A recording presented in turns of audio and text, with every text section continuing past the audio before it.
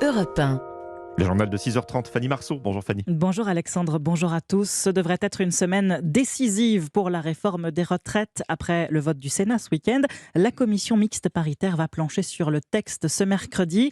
14 députés et sénateurs, dont une majorité de macronistes et de républicains, vont tenter de trouver un consensus sur ce projet de loi. S'ils y parviennent, les deux chambres voteront la réforme jeudi, mais ce n'est pas sans risque pour l'exécutif. Jacques Serret, vous êtes journaliste au service politique d'Europe 1. Soumettre le texte à l'approbation des députés, c'est risquer son rejet. L'autre option, c'est de dégainer le fameux article 49.3 qui évite le vote. Mais pour le moment, Elisabeth Borne s'y refuse. Oui, la Première ministre veut tout faire pour trouver une majorité dans l'hémicycle, mais à 3 jours de l'échéance, elle n'a aucune certitude.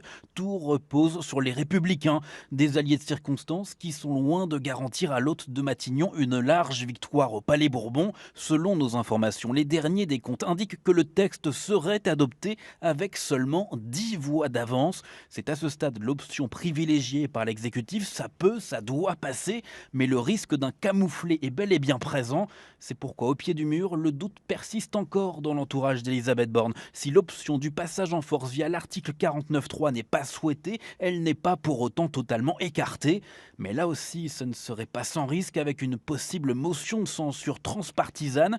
Depuis quelques jours, des députés de gauche et de droite travaillent à un texte en commun en espérant faire tomber le gouvernement. Vote ou 49.3, Elisabeth Borne joue donc dans tous les cas sa place à Matignon. Jacques Serret, de leur côté.